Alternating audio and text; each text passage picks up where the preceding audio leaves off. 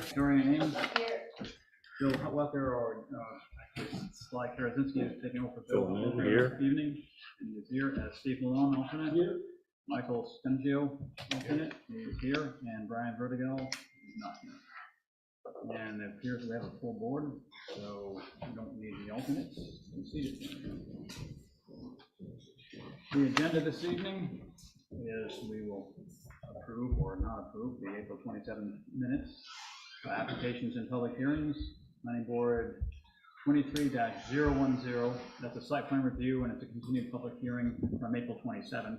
Fieldstone Land Consultants, PLLC, on behalf of Lesser's Four Seasons Services, has submitted an application for site plan review to construct a commercial landscaping facility and attached multifamily housing on undeveloped land located at the junction of West Swanzey Road and West Street. Subject property is shown at tax map 73, lot 12-2, and is in the business district.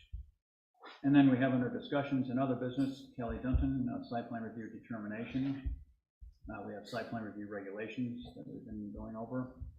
And we have a court case, actually a court decision to go over on the conditional approvals, possibly plan reading workshop, and any other business that may be required. So we don't need a regional impact agenda because there's nothing new on the agenda tonight really in that regard. So I mean the motion, we don't need that. And now for the minutes minutes of April 27th, 2023. Anybody have any changes or any concerns? Just a couple. On page 3, I was wondering about the shape, basically, of the berm. And so it's like the last, it's the 3, 4, 5, 6, 7, 8 paragraph down. She asked how wide is the berm, and we know already that it's 20 feet wide at the base. And what I was asking was how wide is the top of the berm? And this is on page 3? Yeah. And how far up from the bottom is it? 1, 2, 3, 4 paragraphs from the bottom, near the end of that paragraph. So my only, okay. I asked how wide is the top of the berm. That would be the issue, because we already know that it's 20 feet wide. Did they say? I don't remember. I thought they said 4 feet. Yeah. Okay, so. They said it's large enough to support the pine trees. I don't know that he gave us an actual number. I don't think so either. I think that's how it was. Yeah, okay, so we'll leave it the way it is. And then earlier, I had asked, that's the second paragraph on the same page. It seemed important to me, that's about who the target occupants would be. And the answer was that it was going to be visiting nurses, was who they were hoping would be residents of the apartments. And you just want that added in there? Yeah, I do, yeah. I think that's what it was. What, so what, exactly what do you want added? What would you like added? Give me the whole sentence. Ames asked about targeted occupants. Lester said traveling nurses. I'm sorry, I guess I have the wrong paragraph. Which You're adding that in, right? You're adding that in, right, Victoria? Yeah, Which paragraph? I don't remember. Second I'm paragraph talking about down. the second one down on page 3. But I guess at the end of that paragraph or something you want that added in? Okay. On that topic. Okay, so, Just at the end of that. okay, so give me the code again, please. Ames asked about targeted occupants. Targeting I occupants. guess, I don't really know. Yes. And Lester said would be traveling nurses. Okay. And then the only other thing is, this is when we're having a work session on the site plan review list. And this is on page 5, and it's the 3rd paragraph, at the beginning, parking is discussed. And the chair said there would be very few junk parking lots. And I remember Sarah saying, I don't know about that. And I don't know exactly how you said it, but it seemed like you said that we should, not assume that. Yeah, she did say that. I'm pretty sure she said that. I think I don't remember. I think you did. You So which something to paragraph? that. Which paragraph is that? That paragraph right there, parking was discussed, page 5, 6. Yeah. and- So you want to add that in after Yeah, the chair said there are very yeah. few parking lots, and So what's the addition? so what do you want? Well, to advise the planning board that there may indeed be, large parking lots in the Yep. pipeline or Who in said our that? future. I'm sorry, who said Sarah that? did, Sarah. Sarah did? Yep. Yeah. Because that caught my attention.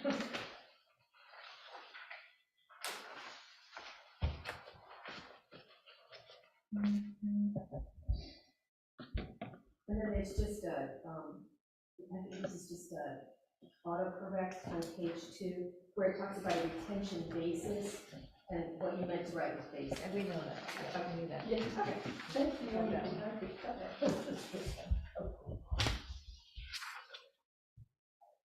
Okay, anybody have anything else on the minutes of April 27th? And if not, a motion with the corrections would be in order. So moved. Motion by Richard Lane with the corrections just discussed to approve the April 27th minutes. Is there a second? Okay. Seconded by Jane. Is there any further discussion? All those in favor indicate by saying aye. Aye. All those opposed? Okay, down now. And again, we don't need the regional impact vote, nothing different on tonight. And we'll go right on to the continued public hearing, planning board number 23-010, and that is Fieldstone Land Consultants, PLLC.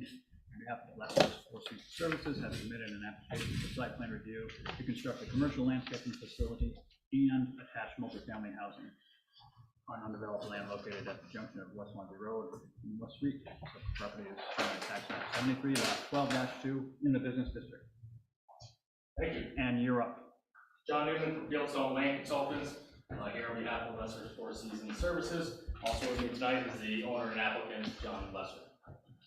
So since the last planning board meeting, which was continued, they went before the Conservation Commission, who reviewed the plan because they had not been able to review plans based on the bulk storage being shown on the plans. So since the zoning board was approved, continuation of the planning board, and then it went before, very few comments from the Conservation Commission. They again mentioned where we had a pear tree up in front, and then brought up the caliper size of the trees was their other comment. So they requested that it be 2.5-inch caliper. In the last planning board meeting, it was mentioned, based on requirements that are written in the regulation, that'd be 3-inch. So we changed plan, put 3-inch plus or minus on the tree size. So, and that was basically, the Conservation Commission was saying that the 2.5-inch caliper tree is actually a healthier tree, so they would like to see 2.5-inch versus a 3-inch tree. We put 3-inch plus or minus, the original plan's at 2.5 to 3-inch. I just need to talk about that, because they talk about diameter at Greg's height, which is like arbor's forest the top, and that's, at 4.5, 5 feet is where you take that measurement. Correct. And in the nursery trade, the measurement is lower, right? So I think we need to clarify that in our site plan review guides, where we're asking people to take. I think we get to the same place, because if it's 2.5 up high, it's gonna be like 3 down low, probably. Correct, right? so if we're between that Yeah. range, yep. Yeah. John being in the trades too, he had discussed that at the last planning board meeting, that if you try to buy a 3, it could be 2 to 3 inch variant Well, based on where you. that's a different, when you buy from a nursery, a tree that's listed at 3 inches, it needs to be 3 inches, 6 inches up off the ground. That's, a 3-inch tree, it needs to be that. So that's why we changed it to, Yeah. between Conservation Commission and what the regulation is 3-inch plus or minus. They are gonna be good sized trees that are benefits. Where John works in landscaping, it's his own property. Actually, trees. So some of the changes that went, we removed that pear tree that was out along Route 10. The linden trees that were kind of in a cluster over by the driveway, they've been spread out 35 feet separation. So kind of even along the frontage of Route 10. The linden tree stays fairly small, so that would still allow people driving on Route 10 to see the building enough, but it is broken up. Because the applicant would like people to see the building and the business, but also where the regulations are, is to provide a little bit of buffer and some shade trees there. So the linden's been spread out along there, as discussed prior. So we already discussed for the tree notes, we're a 3-inch caliper size, plus or minus. We added the fire cistern location here. We extended the stockade fence, so this was the portion along here, the southern boundary here. We initially had it running north and south. We added this right along here. So we now have the fence coming up, returning to the back angle. Added asphalt, so prior we did not show where the asphalt extent was for the covered salt shed. So we're showing underneath the salt shed, and then there'll be an apron 40 feet wide by 30 feet wide in front of it. That would be a paved surface. The notes still state that it would be built to the town spec for what they've done for salt sheds for the town. We did not note, but I mentioned prior, John was talking about the height of the salt sheds. We added a note on there that would be 14 feet high. We also added the note about the West Swanzey company does not, if they do not have pressure or enough capacity for domestic use, that a well could be required, in which case we go through, they could place a well on the site that would likely be placed over on this side. And that note was been added. We also included a note on the required approvals and listed the Swanzey access permit. So previously we did not have approvals required or the Swanzey access permit listed. So all approvals that would be required for the permit are now. So those are the changes from the last planning board meeting, incorporating what we had in the last meeting for comments, and then also based on the Conservation Commission review. I was discussed, I heard, in the meeting minutes review on the width and the height of this berm. So we had it drawn at 20 feet wide. If that's a 4-to-1 slope and it's a 2-foot high berm, so we know that now is also that it's a 2-foot high berm. So it would come up, you brought a running slope at 8 feet, 4 feet on the top, 4 feet down. So a 4-to-1 slope can be mowed if Mr. Lesser decides to do these as non-mulch, he can mow those. So 4-to-1 is a fairly flat slope. So you said total width at the bottom is 20 feet, you just said? Total width at the bottom is 20 feet? Yes, that's what we have drawn. Okay. Just clarifying that. Yep. All right. Can you show again where the stockade fences in the prior one, it was sort of like mixed in the trees on this Yes. section? Is it still in there? Yes. Okay. So we have a mix between the trees. So we'd end up with about half the trees on the residential side and half on this side of the subject And line. then when it jogs this way? And then it jogs this way, it's on the south side, because that was brought up on PLLC to see and have a visual block, and that's what I've added, so it's directly on the south side. Okay, any other comments or questions? Just curious about the dogwood, what do you call it, winter flame or something like that? Winter flame dogwood, yeah. Yeah. Where are they located?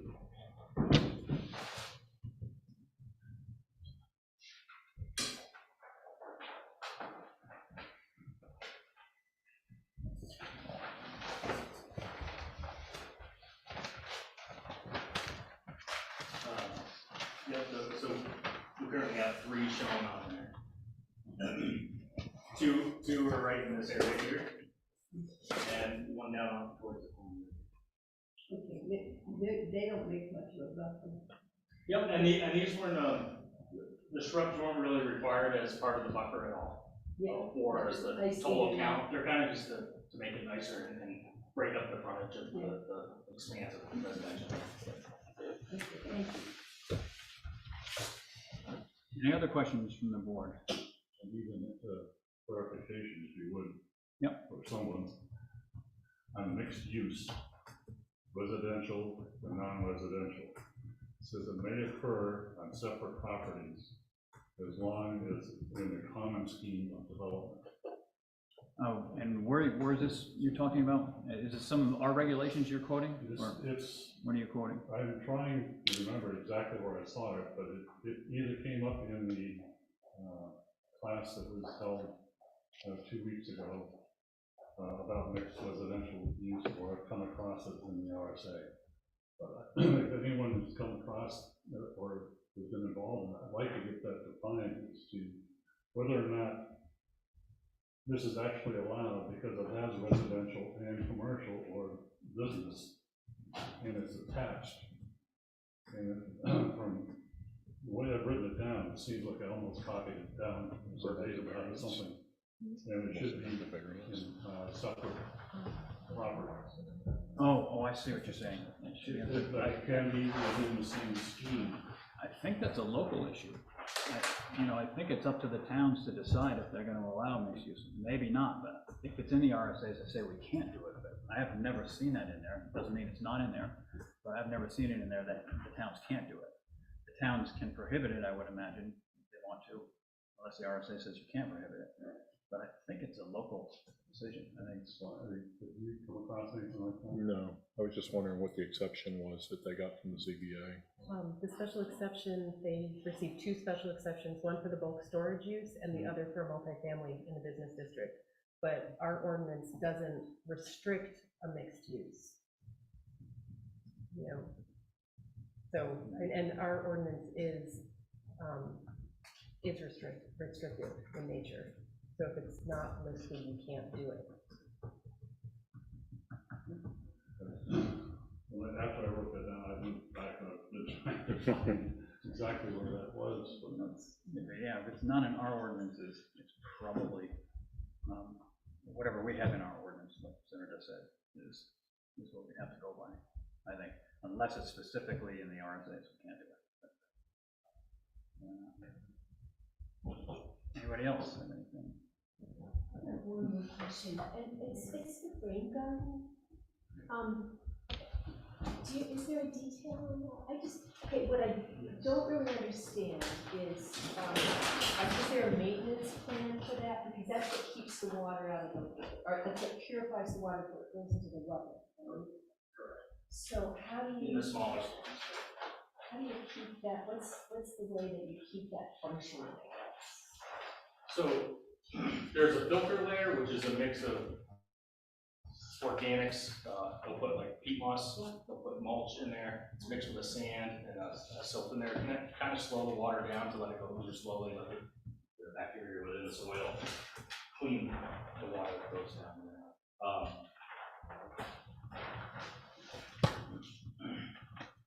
So as you can see here, this is basically, it'll end up being mulched on the top. There's a berm on the top, so this is similar to a detention basin, but they're very shallow. Plantings around that, they rely on the plantings to soak up a lot of water. So based on the state requirement or guidance for the DMPs, they propose these types of plants that will soak up and also treat water. So this comes from the DOT best management practices. So yeah, it's kind of a standard detail for the rain garden. And then below that is where your filtering your material is. Yeah. You have to tear it up when you do it if you're not. Not typically, no, yeah. I'd say probably in the last 15 years, they've become very popular. I've never seen one that's had to be redone. People will mulch around the edges and then just kind of keep mulch or, the sand below will take through the mulch, but finishing it with a cedar mulch. They work pretty well. And any members from the public have any questions on this, for this? And hearing none, if there are no other questions from the board, then I'm going to close the public hearing. But before I do, let me just go over with the board. They did everything that we asked them to do. As we pointed out in the drawing, they put everything on there. The only thing that's different is about the note on the trees that are 3-inch caliper. They said 3 plus or minus. Is that all right with the board here? Because we specified for 3. And the Conservation Commission, in their notes, they said that a 2.5-inch tree actually are preferable because they survive better. So anyways, that's the only thing that's different that we asked them to do. We asked them 3-inch, they said 3 plus or minus. You say 3, minimum 2.5. So if you're saying I'm- you can go down to 1 inch. I think 3 plus or minus does it. I'm just asking the board if it's okay with the board, because that isn't what we asked them. We asked them 3-inch, and that was that, to put it in a notation on there. So it's 3 plus or minus. It's a small detail, but I'm just asking the board before we close the public hearing. With me, it's fine. I don't mind at all, but it's different from what we asked them to do. Everything else we asked them to do is there, exactly as we asked them to do. Anybody? Without minimums, Well, You're leaving the door open. Well, initially, wasn't it 2.5 to 3? yes, it was, right, So- 2.5 to 3. Maybe we can just If we go back to say that. way, Yeah. I think they're safe. Okay, you want them to just state it 2.5 to 3, no 3 plus or minus then? Is that a consensus on the board? So, Right, you're right. You are voting, but you can still weigh in on it. Okay. You- Michael? I'm fine. You're fine, you're on the slides, so, okay, I'm fine with it too. Richard is, Jane is, and Steve is, and Victoria, you're not fine with it? not. And that's because, I mean, here's a wholesale nursery guide, and they sell, this is a dog group that comes, the standard is like 2.5 to 3 inch caliber, and then 3 to 3.5 inch caliber. So, you know, if we say 3, we're gonna get 2.5. So I can be the voice of dissension. Jane, what were you doing? It's not so much in this case that I think we have to be careful in future cases. There are times when people will put in a twig, you know, what would a twig be that wouldn't grow for 15 years, you would know that tree. Oh, but the Conservation Commission's point was, I think, that a 2 3/8 inch tree will take root will more likely root and be healthy than a 3 or more. If you are transplanting it, you know, you bring it from a nursery and put it in the ground here and sell it. If it's younger, younger and smaller, when you put it in, it'll adapt better. That's why they said that. Okay.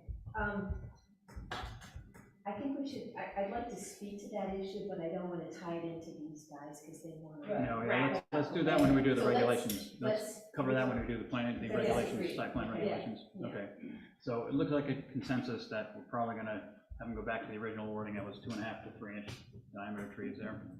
Okay, that's the only thing I had before I close the public hearing. There was one other thing that was brought up, was the color of the building. So That's Mr. right, Lester stated that would be a neutral color. He did bring a sample to say that, you know. All right, let's see. So I figured that instead of bringing a sample, I would just give you what color and what veneer we're looking for.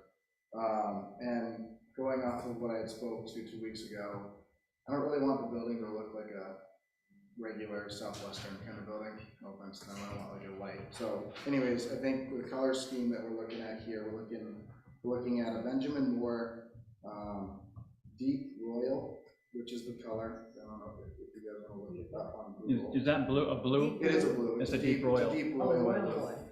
Yep. And then the veneer is a Thompson stone. You can actually go to Arthur Wickham in Swanzey and check it out. It is it's the Brooklyn blend, and it's in ledge with a veneer facade on the bottom.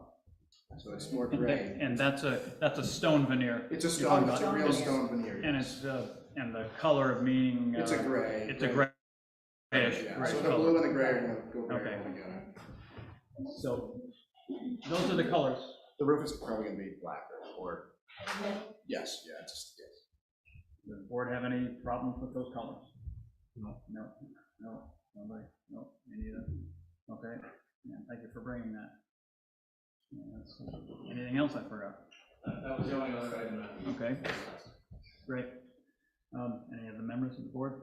Well, did we thoroughly talk about the salt shed, because I know, and that was mentioned in the ZBA and in the conservation. Yeah, and we did, he explained it as well, and it's on the drawings as well, and it shows the apron on the new drawings anyways, where it's gonna be extended to, and the height of it we know, and they're going to use the best management practices and building it to basically the specs that our salt shed down here is built. So It'll be the same color as the building, so it's all. it'll be the blue color here. Yes. Okay, so nothing else, I'm gonna close the public hearing. Public hearing is closed. Board can deliberate, and like I said, they brought everything we asked them to bring, they put it on the plans. That worked out well, and Conservation Commission weighed in, we addressed those, they addressed them. So, anything else on it? Any other discussion on it? It's pretty much straightforward here. Everything is in. And if not, then a motion to approve. Are there any conditions we're looking at? I think we did all the conditions that they added to the plan, so I can't think of any. I just wanted to remind you about the phased approach condition recommended by code enforcement. Oh, yeah, they wanted to make sure that the site work was done first, the complete site work was done first. Yeah, complete site work to grades confirmed by Fieldstone prior to operational approval, if they're gonna phase. So that should be a condition then. Yeah, we would have, we did, yeah, you brought it up, I think, yeah. So yes, that can be a condition as well, and that condition there would be one that doesn't require a compliance hearing, because it's something they're doing to the site first. It's in the stage, the site, in my opinion anyways. You know, you can't really make them do the site and then have them come in for a compliance hearing, check the site out. You know. We'd all have to take a trip. Again, yeah, well, no, but I'm saying that would be a condition that doesn't require. Pardon me? Oh, yeah, had to make sure, that's correct. So the first two bulleted items under staff comments and department head review, those would be presumed to be conditions. Let's take a look here. That business owned vehicles, only those vehicles can be serviced, no derelict or otherwise distinguished between vehicles, equipment, machinery. And that materials to be stored in the bulk storage bins are limited to materials approved by the CBA. Well, Do we need to list those? I'm just asking. I don't know that we do. You know, these are recommendations again from the staff. The planning board can either take them under advisement, or can add them in as conditions, or not. We did discuss a bunch of that stuff at the other meeting, our public hearing. Also, it's also noted on the site plan what is going to be in those storage bins there. We can still add it on as a condition if anyone wants. We did discuss, it's in the minutes about vehicles and, let's see, what else? Materials used from bulk storage bins limited to, yeah, ZBA approval. Stormwater management plan. I don't know that we need a stormwater management plan on that piece of property down there than anybody else. And they have a drainage plan right on here that we can see. It's not a very complicated system there. Let's see what else. We've got the other thing. This is the first three. I just wanted to mention. I think I read it was designed AOT Design what? standards, the stormwater management. So So even though they don't. yeah, have they one- did say that, Right. that the drainage plan was that, those standards there, but they don't have the actual plan, which I don't see that they're gonna do. What is the composition of covering where the trucks or the equipment is going to be stored outdoor? Composition of, what do you mean? Is it asphalt? Is it crushed Well, rock? it depends where it's, Let's just look at something. take a look at the plans there.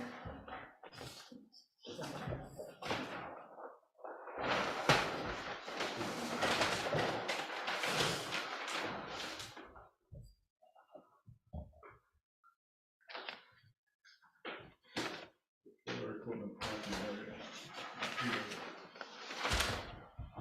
In this area here. Yep. What is that? Ground cover, what's the? That would be Is that gonna the be? gravel, this little dotted thing right there, is that dotted thing, that's gravel. It's a gravel, so anything, any oil or leakage like that's gonna go right into the ground, correct? I would say so, if there's leakage there. Yeah, there's heavy equipment. It would off the pavement anyway. Pardon? It would off the pavement Mhm. anyway, Hmm. you know, just concentrate out. I would imagine that they're gonna keep their vehicles up, as most people do, so they aren't gonna be leaking oil all over the place. They aren't gonna be working on vehicles out there, they're gonna be working on inside the building there. If you're leaking that much oil out of a vehicle, you probably aren't gonna be using the thing. You're probably gonna have it in that Yeah, no, building, fixing it. I'm just, Yeah, bringing it up, but I also think that if that's your concern in terms of providing an area that's permeable for water, you'd rather contain that to the property as opposed to having to wash out into the public way. Well, the whole thing is sitting on an aquifer. I understand that, but it's only gonna be, the top layer. Okay, so the question is, do you want to add, Victoria wants to know, we want to add that only Mr. Lesser's business-owned vehicles will be allowed to be serviced, right, Victoria? The first three bullet points. And no derelict or otherwise disassembled vehicles, equipment, machinery, or parts, or tires shall be stored outside the structure. And 3, materials to be stored, that's covered under the ZBA and it's covered under the site plan there, but again, materials to be stored in bulk. Storage bins are limited to materials approved by ZBA, April 17th, 2023, and listed in the plan as note 15. I may also recommend the final one. The roof area. The roof Roof area. area between the residential structure and the commercial structure shall remain open with no additional walls regardless of roof type. So Mr. Lester's, they represented that they're fine with all these things, so it's Yeah. not a hardship, I just think we should get it into the approval. All right. And anybody agree with that? That we put those on as conditions? Again, those would be conditions which they don't have to come back for a public hearing on, because it's just that they have to keep those things up, have to do I those. think we should do them because of the teeth, because we do have places in town, you know, they've got abandoned cars, basically, I call them. And it's hell, it's like, I tell you that as a selectman, it's hell getting them cleaned up. Okay, so it would be those first 3 conditions right there. I have them. Oh, you have them, okay, those first 3 conditions there, I have it in the last. and that last one there. Yep. And also, of course, the state and federal town permits, we usually, And the phase development. we I already have that one. and the phase development too, correct, that the development, the site will be brought to grade and ready for building before they do any of the buildings. And also the New Hampshire DOT access permit for the West Swanzey Road curb cut. Another condition, town of Swanzey access permits for West Street and West Swanzey Road curb cuts. Town of Swanzey sewer discharge permit, town of Swanzey building permit, and West Swanzey Water Company intent to serve. And again, all of those conditions there are conditions that don't require a compliance hearing. So that would mean that we can approve it. Should we put or well and cistern in the, Or in case they can't just in case? they provide the can't- fire. West Swanzey Water Company intent to serve or well, what do you mean, or well and cistern? I mean, it's a condition that they have to be able to be served by the West Swansea Water Company, the way that's written. I'm thinking that, you know, they're either gonna be a well or West Swansea Water. So They will have to have fire protection inside the apartments anyway.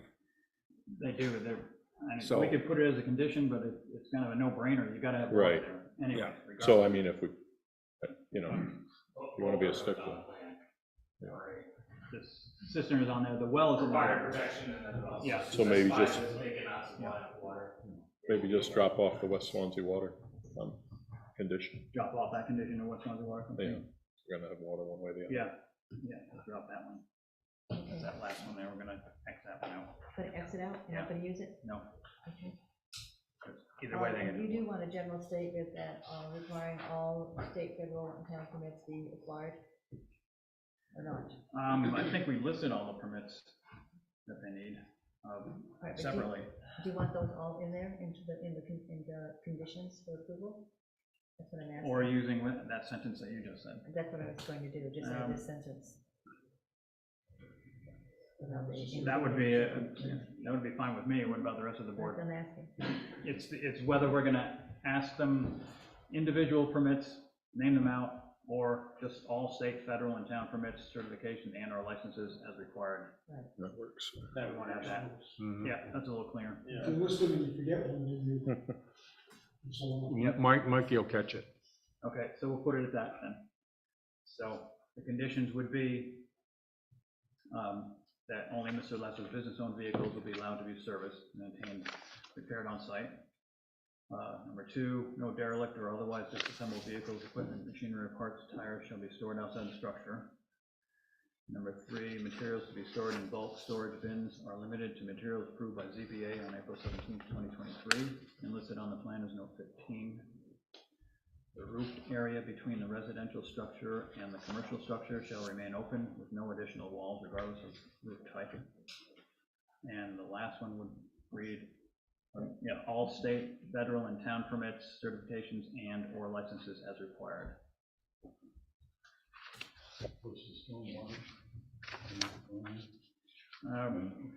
They have a plan on there. I don't, and I think they're good with that, so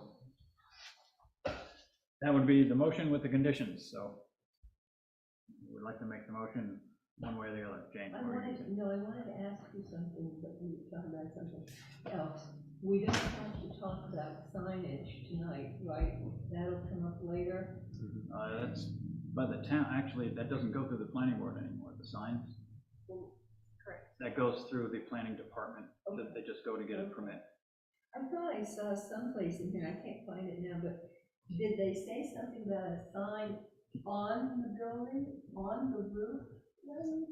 Said it would be acted on later, I think, in there. Yeah. It said it would be acted on later in there. It did. Right, separate of the site plan, we have no, the sign would have to be permitted separately of the site plan. Okay, The note on the building was for the zoning board approval. Was that's great. these doors being lined up right here, we have a caution truck sign that would be building up right here. And that was based on the zoning board's feedback, Oh, because they were concerned about that traffic could cut through the building and then move out. Right, I remember you. And they just talking wanted about a that. caution trucks, so that's the building now, that's what Okay, you saw. that's good. Thank you. All right, I will make that motion. Okay, and in those lists of conditions, I don't think I mentioned the site. What do we have it as the, what are we gonna name that? A phased development approach condition.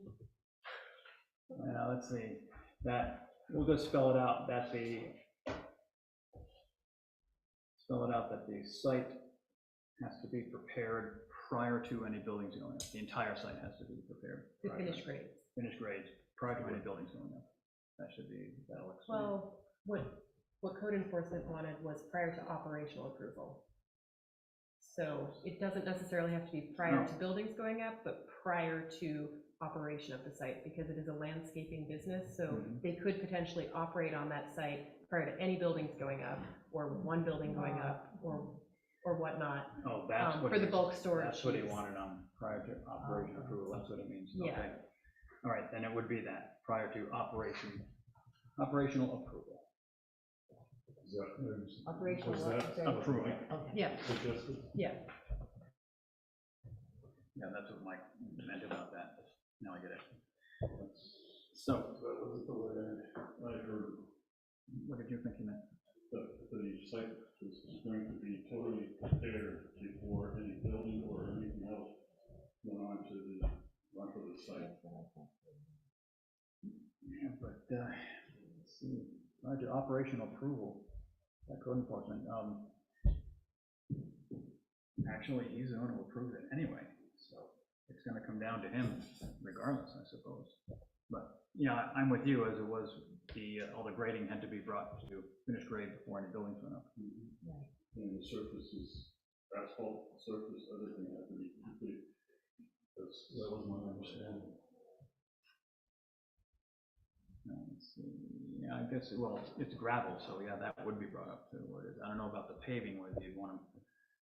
You might want that last. Yeah, very last, I would think so. Trucks are gonna be up. I would think that you'd want to do the gravel last as well, because you're gonna tear up that surface with construction machinery. Right. So, Normally, asphalt's usually the last, it frees everything up. Yeah. Where Mike's tying into the certificate of occupancy of the building, meaning he can't occupy and use that building Right. until everything is at final grade. I guess what Mike's, I understand that you want the site more or less graded out. The drainage and detention would go in first based on the notes that are on the plan. But on final grade, he'd still be digging out for foundations, slab work, everything like that. He's not gonna pave until the buildings are up. I mean, you're not gonna destroy your pavement, your gravel until you finally well, get into that. the intent looks like that he doesn't or won't issue a CO for operation off of the property, let me back up a minute. You could operate off of that property with a landscaping business, with the bins and all that type of things, without doing the building and the salt shed and all the other things there and the landscaping, all that business. You could just operate out of there, have the stuff dumped there and start operating before you did those things. He wants to make sure that those things are completed first. The grading is completed first, and it's brought up to, or finished grade, actually brought up to finished grade. I don't think he meant the paving or the groundwork, but the finished grade, meaning the drainage work, obviously. That's typical, right? Before, yeah. But he wanted us to add it into it as a condition. So then we get into a situation of like, what percentage of the thing needs to be done before we can allow them to do any business on there. It's up to Mike to offer that, I mean, to issue them a CO. We'd probably say something like substantially complete. Yes, and substantial was brought up in this class. It was strongly suggested that we put a number to it. And this is in three different areas of planning board that were represented there. And that was in regard to what, though? Was it in regard to any applicant that's going to be building within town? Like, just to, for instance, the project on Route 10, by the fairgrounds. Yeah, 12. Okay, when we first went with that, we said, okay, you tear down the buildings, that's substantial. It's not really substantial, because nothing has happened for a year and a half. Okay, and they got a renewal, but we've got to put a number on, okay, what can we accept as some sort of completion of work that we know that it's going to be done and completed. You would say, okay, everything has to be watertight or whatever, but it's something that was brought up and strongly suggested that we put numbers to it. But generally, that's attributed to site plan approval, how long the approval lasts. If they don't have substantial improvement to the property and it's beyond the time limit of the approval, then it's null and void and they have to start all over again. It's in those, But in this specific example, theoretically, the business could start being used with only the bins in place before the building is actually even constructed. And that's what Mike wanted to alleviate that. So that's what he wanted. But you're saying that about a final grading, right? I mean,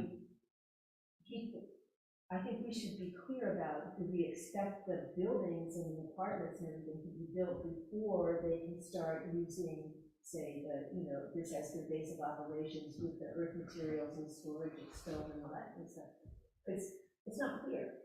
So if we require a work breakdown structure or critical path, If we do, you said? have we? Not necessarily, no. You mean in this project right here? Correct. No, we have not. Because I would say that would be the only way that you can identify a milestone that you want to tie to that certificate of completion or substantial completion. If you're going to be specific about certificate of completion or the ability to start operating, then I would say we have to tie it to a specific schedule item, a milestone, or completion of work breakdown structure task. Given the mixed use of the property, when we say everything has to be brought to final grade, are we talking about the residential portion and the business portion, or one portion versus another? Mike was talking about the entire. Yeah, if I could add to this, the concern was, one, to help the business owner operate his existing business as he currently operates his existing business at another location here, which would be being able to store his bulk materials and some of his equipment and all of that, and operate his off-site landscaping with this as a home base, but the concern was making sure that the stormwater was taken care of. So that's why code enforcement would like to have a condition that the finished grade is in place prior to operational occupancy. For the entire parcel? For the entire parcel. But he would, so this, what, I mean, we're wondering about this season, so like, can he start using it this season, even though he won't have the building, the structures? That is the goal. Yeah. To make it so Yeah. that he can operate off of this property as soon as possible. So just clear. And that does clear it up, that they can't operate out of there, and he does have it in there, it's the operational approval until the finished grades, the entire plat is done to finished grade, and then they can I think operate. we their need to business. specify the entire parcel. And leave it at that, and regardless of the buildings.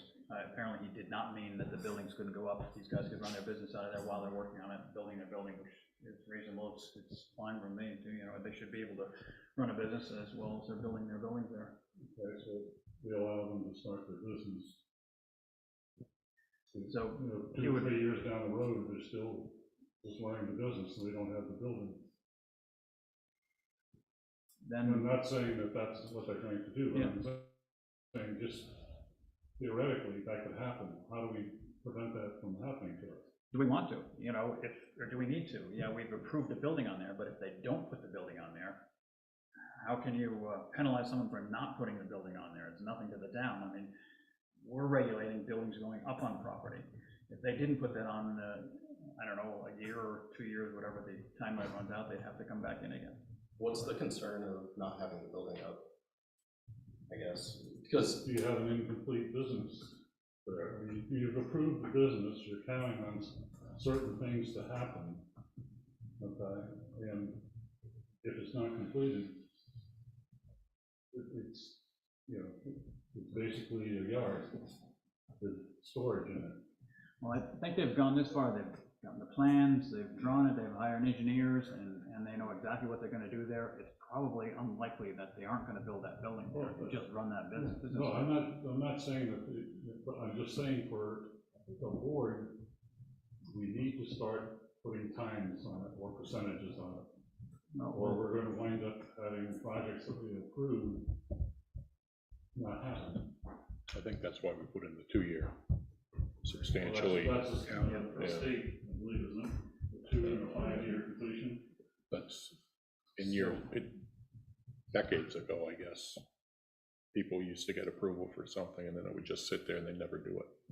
Because it was like money in the bank before the regulation changes, you know. So. What sometimes people do too is they'll get those approval, come this, get us approval, then they'll sell the project. Like this happening on Route 12, doesn't look people like came these in guys are and gonna do bought it. that. Let's get No. back to this particular plat right here. So, we're having trouble with that, Jane, yeah. I think I understand what Rich is thinking. And I think that most all of us would prefer to know what's coming to our town, and that it's something that we can be proud to say we approved that, and not have an unfinished business sitting there with stuff stored out on the yard. And I don't think that Mr. Lester and Mr. Noonan have thought about doing that anyway. I don't mean to slam them, but we have plenty of evidence around of that happening, and it's not a desirable thing to happen. Isn't that kind of what you're thinking about? It's pretty close. And catastrophes happen too. Let's just get back to this That's one. true. Let's get back to this matter at hand here and get that God forbid, condition yeah. out of the way. And that last So- condition is the one that says that they will not be issued operation approval until the whole plat is at finished grade and the drainage is installed. Right, and that's So say all infrastructure be, Let's just leave it at the finished grade, the drainage and that. The infrastructure with the water, they might not get that in for a while. They might not get the electrical in for a while, things like that. It's not a huge project where you have to have a road with infrastructure coming in that way. It's just a small little plat here. And the code enforcement wants it up to finished grade before they can operate out of there, just because of the nature of the business. It's unlike other businesses, so. And then he's always been concerned about drainage on that parcels, so green, I think that's the primary thing there. So is that wording okay for that condition? Again, that they will not have operational approval until the whole plat is brought up to finished grade and the drainage. That's the condition. Is that your motion, Jane? And that will be, That's my that's the motion. motion. Conditions of complete all site work with finished grade and drainage completed before operational approval.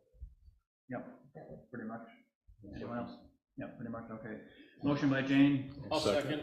To, Richard already seconded, motion by Jane to approve with all the conditions, and seconded by Richard. Is there any further discussion? Then all those in favor indicate by saying aye. Aye. All those opposed? Now you can vote on it. We have your approval. Good luck. Did anybody oppose? I didn't see. Nobody opposed. Okay. I will take the bond building, it has to be.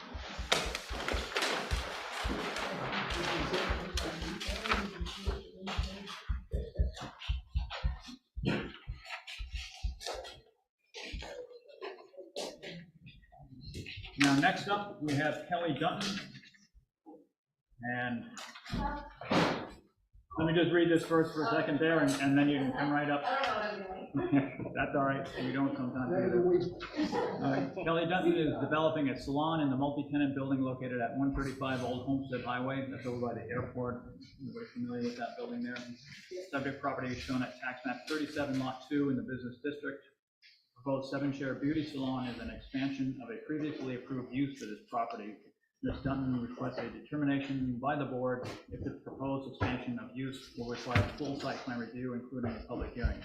Section 3, scope of review. The town of Swanzey site plan review regulations states that the board shall have the responsibility for making a final decision as to the necessity of site plan review. And now you may come up and just tell us what you're doing there. So I own the hair spa in Keene, it's on Marble Tree, and I recently purchased 135 Old Homestead on May 30th, and I am looking to move my business into I'm turning 2 of the units into 1. So I go from 11 units to 10, and I have 8 stations. They're never really full all at the same time, and so, I mean, the parking is substantial, so that's not, I don't think is a huge thing. So that's it. Okay, yeah, and it does look like they have plenty of parking there. Yeah. And what is, Sarah, what is the use that is similar? There's a barber shop still Yeah. operating. Irving's on-site. Barber Shop. Yeah. Oh, they aren't replacing. It was Monday. Or you are replacing it? No, or you no, are I'm not replacing replacing it, he will continue to operate as Okay. well. So it's just an expansion of use and essentially a change to the parking plan. And so the question is whether or not that's just gonna be a simple site plan modification without public hearing, or a full site plan review with public hearing. Oh, And what would the change to the parking plan be? Because that looks like it's there now. Really just redesignating which Okay. units Get get what? cars. Okay. And it's the same size of parking, you know, it takes the same number of cars. Oh, there it is, I was looking for that. I know I had it in the packet someplace there. Same size, I remember. Yeah, there's no actual change to the exterior of the property. No. There's no increase in the parking lot. No. You know, they're changing the interior, and just expanding a use that's already approved and occurring. So my take would be a modification to the site plan. You know, just anybody else? I agree with you. Mike, Pretty straight. yeah, I think so, yeah. Richard, modification, Jane, modification, yeah. Victoria, modification. Okay, so it looks like a modification to the site plan. Is there any chance that could be taken care of this evening? Just gonna put it out there optimistically. If it's a modification, we generally have a meeting, of course, and it's on the agenda. We're going in there, and I know that we're working on that part of our zoning, that we can do that without public hearing, you know. Well, a modification does not necessarily require a public hearing. It's the board's discretion if the size of the modification it's sufficient to warrant a public hearing. What's anybody think? I know we've always had a public hearing on modifications, but again, this is a small modification. So I don't really see the difference in the parking area. Yeah, I Is don't what's either. there I now. think we're just rebalancing the parking allocation, it's not really a big deal. Yeah. Is the interior being changed at all? A wall is being taken down, but as far as that, that's it. Just one wall and my plumbing, electric, but just that the sink. and of course, that'd be under the code enforcement anyways, and fire marshal inspecting that as well. So that'd be taken care of. And the only other thing might be increased traffic, but How many customers are you gonna have? Yeah, turning 2 into 1. So, How many customers at a time would you anticipate at your peak? A week. No, at the peak. At the peak, okay, so I have 7 stylists, but we're never working at the same, I have half of those are part-time. Peak, maybe 5 stylists, 5 customers. So that wouldn't increase the traffic much. too much traffic, yeah, that's the only other thing. So, yeah, if the board wishes to approve the site plan modification this evening, I don't see why we can't. I'll move that we do. Motion by Michael York to approve the site plan modification with inspections by code enforcement and the fire department. Second by Brandon. Is there any further discussion? And all those in favor indicate by saying aye. Aye. All those opposed? Have at it. Thank you so much. Welcome to town. Appreciate it. You're welcome.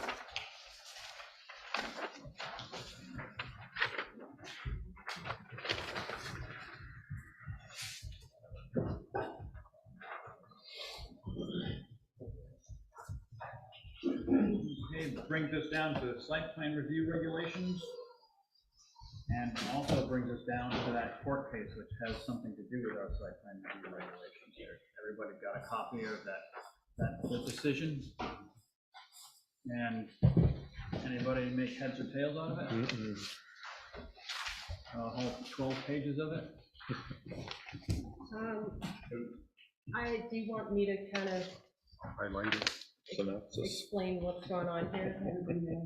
Basically, so the way that we operate and have operated is, like this evening, you guys issued an approval, and it had various precedent, actually, this didn't even have precedent conditions, because they were all essentially met, but in other approvals, there will be a list of conditions, precedent and conditions subsequent, but we consider the evening of that meeting the beginning of the 30-day appeal period, or the day that follows is the beginning of the 30-day appeal period. What this case determined was that that was not when the appeal period begins. The appeal period would not begin until the signing of the plat, when full approval happens for anything. And so I've had some conversations with other communities to kind of feel out how they have dealt with this. And one community has the full approval basically as a standing agenda item. And so at every meeting, they don't identify who may be ready for a full approval, but they have that identified on their agenda so that if somebody's ready, it comes in, and then they post on their website who, if anything, actually came in for full approval, so that anybody who's concerned about a project will have an opportunity to know when the 30-day appeal period begins. So, first, are there questions on that? Yeah, could you just give us a concrete example? So like, could we take this one for example? This one, Tough one. I would be hesitant to take because we don't have precedent conditions, but if we were to take. I can give you an example on that. I use that in contract law, precedent and subsequent decisions or conditions. So if your kid wanted to borrow the car for next week, and you said, okay, you can borrow the car, but you have to wash it first. That's a condition. That's a condition. That's precedent. They have to do it first before the contract goes, before they can take the car. But if your kid wants to borrow the car and they say, or you say, all right, you can borrow the car, but if you come in after 9 o'clock, the deal's off. You're not getting the car anymore. That's a condition subsequent. So that means that the condition was, the approval was granted, And it went on until they didn't meet the subsequent part of it, meaning they came in at 9 o'clock, so it's null and void after that. And that would apply to conditions if a person didn't get, let's say, the DOT permit or whatever it is, or curb cut or something from the DOT, then we made a final approval on the plot. But if they didn't get that permit from the state, then it's null and void. They don't have their approval anymore. That's a subsequent one. So a precedent one, in your case, we could go back to the campground approval and look at, a precedent condition, I can't remember if that's what I said, but when you guys were talking about them adding the fence on either side of the maintenance building and increasing landscaping for screening around the fence and the maintenance structure, that was a precedent condition. So you guys had to approve what they put on the plat after you had already granted an approval. So that was precedent, and then the plat signing could not happen until the board approved of the addition of that landscaping and the fence. And so this is saying that the 30-day appeal period would not begin until any of those types of conditions were met. And that final approval would be done at a compliance hearing. That would know when the approval is done. But not on, not all approvals require a compliance hearing. It depends on what has to be added. And the way I read the decision there is that the ones that the state legislature gave planning boards the opportunity to approve a plat without that subsequent conditional approval with a conditional hearing, compliance hearing, right? So that the planning boards wouldn't have to always have a compliance hearing and string it out to a compliance hearing to do final approval. They could do a final approval if those conditions were as they state in the RSA.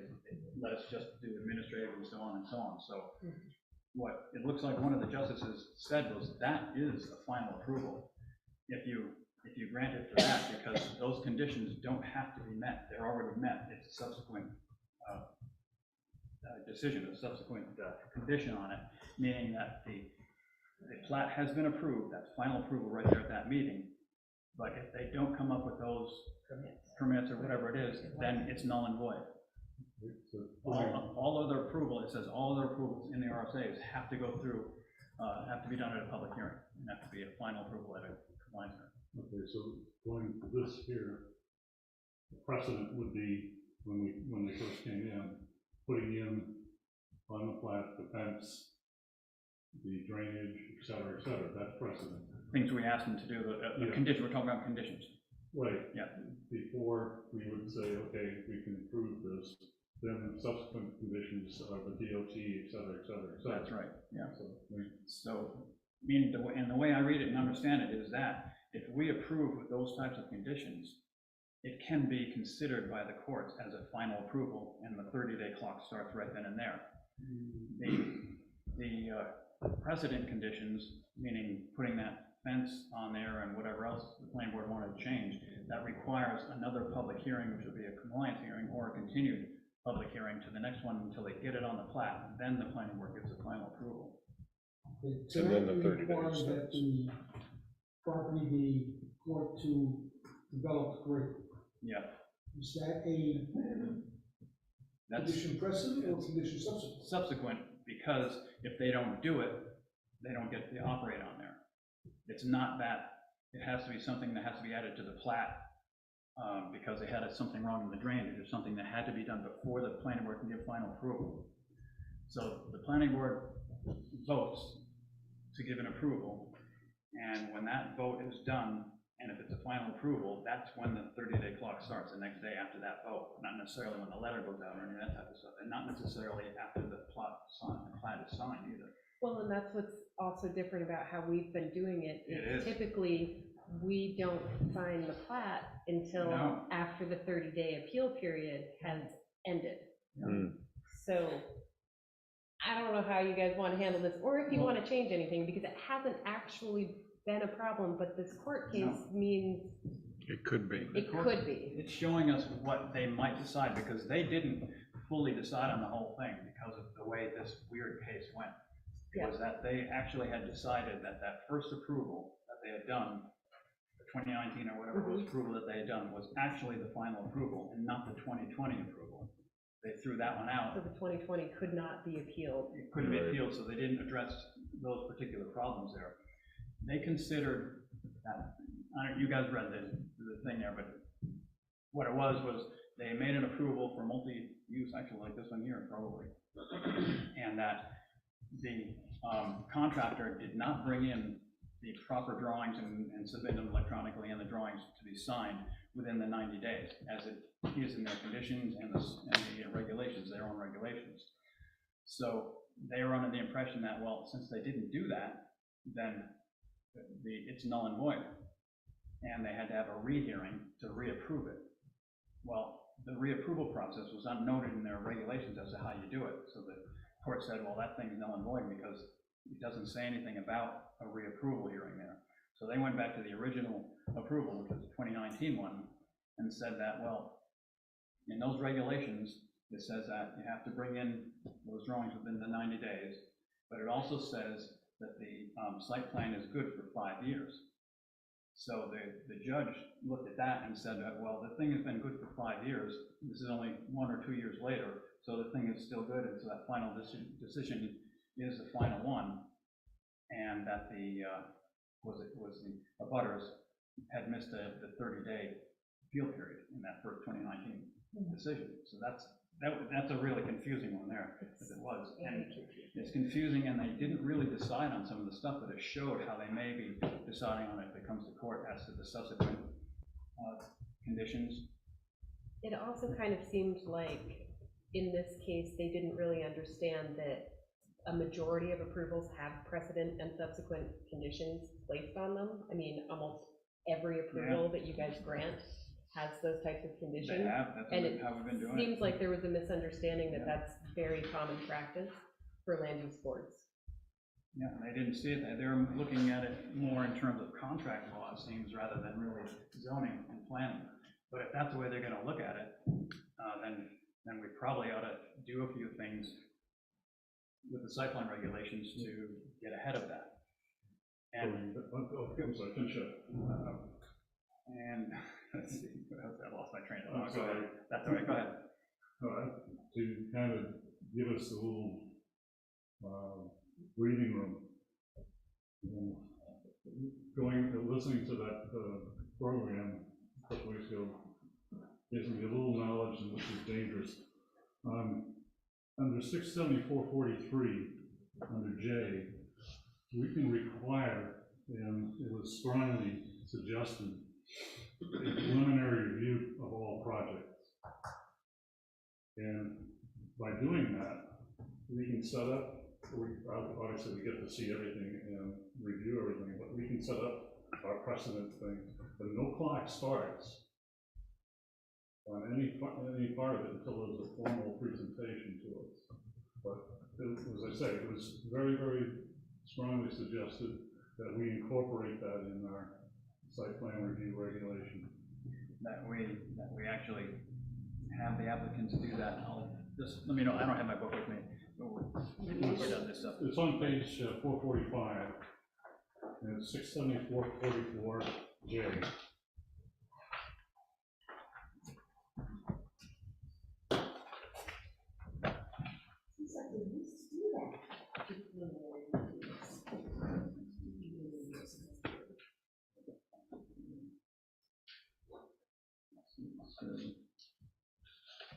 That's the RSA number.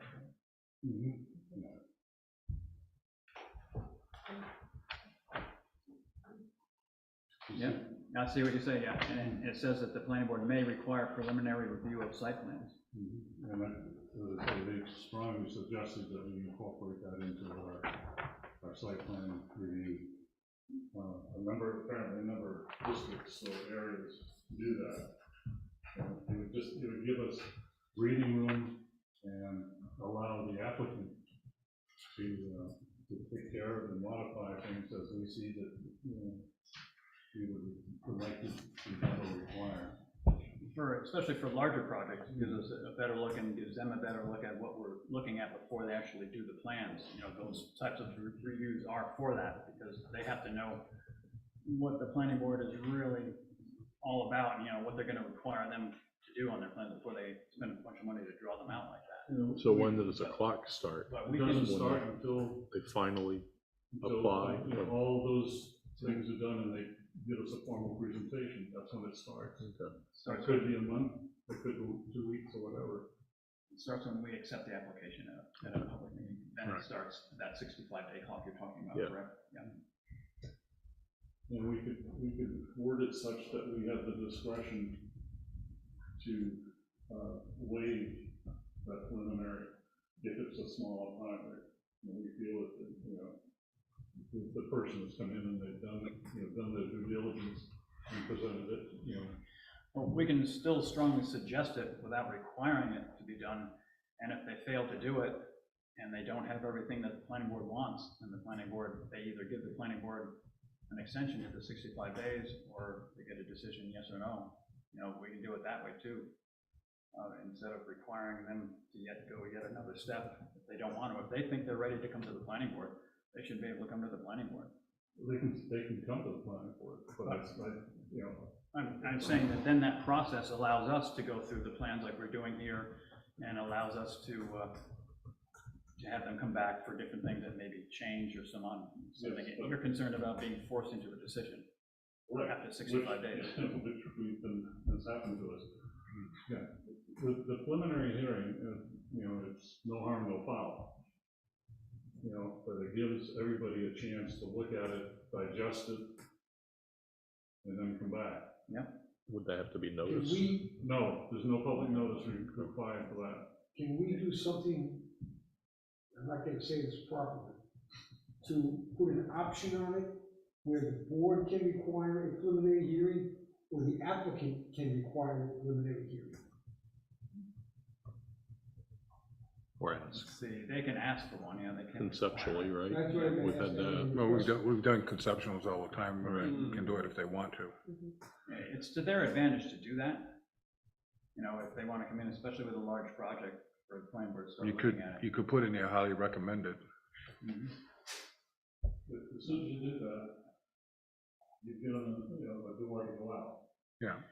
But again, But- it's up to them to do that. If they don't want to go through that preliminary part of it, they think they're ready to come to the planning board and they present their drawings and so on, the application and stuff, and we can either accept it or not accept it. If we don't think we have enough information, we don't have to accept it. But if they come in and they think they've got it, and they make a presentation, does the clock not start if they clicked off all their different things? If the planning board considers it a complete application and accepts it, the clock Yeah, starts. so, But if not, the clock doesn't start. Because If we this don't one, accept it, no, it does not. this one wasn't complete, right? Until we closed the public hearing? No, No, this one was complete. When we accepted it as complete, then we looked it over and sent them back and had them And put added. on the fence. We had them Okay. stretch some trees out, have them put a bunch of different stuff on there. Those were like conditions, but they, instead of having a compliance hearing, they came back with them on our continued public hearing. So on a larger project, you're right, maybe they should come in first. And that would have to be our determination. Yeah, it just gives us some leeway. yeah. Staff, heads up, probably. Well, so with larger projects, we do recommend that, you know, like full disclosure, very soon you guys are gonna have a preliminary conceptual consultation with FW Webb for their proposal at the south end of the airport. And I had a meeting with them today. I've had several meetings with them over the last year as they hopscotch across Swanzey trying to find an appropriate site to build their facility. And so they are very excited to do the preliminary consultation with you, but not all developers are excited to do something like that. And if it becomes a requirement, my concern as staff is with the spacing of your meetings. Let's say somebody came in today for a consultation and they're trying to get construction started before this season ends. And so they have to get all of their permitting in place in addition to their town approvals. They got to get a bid for the work. Well, if you guys said, hey, we love it, you're ready for public hearing, that doesn't really leave enough time to notice their project for the next meeting. So Yeah. that's pushing them out a whole month before they can even See start that the public too. hearing process. And then that can take multiple meetings, and so you may be pushing their site plan approval or conditional site plan approval out 2 months by requiring the preliminary concept. Well, this got a little bit of, shame on you for coming in here so late in your planned schedule. You know, your failure to plan is not my crisis. Well, most of the larger developments do begin conversations with staff a long time before they bring something to the board, because we help them develop a plan set that you guys will be able to decipher and feel comfortable with. You know, a plan set that's already meeting You know what the we like. regulations. You know what we like. Yep, I've read your regulations, so I do know what you like.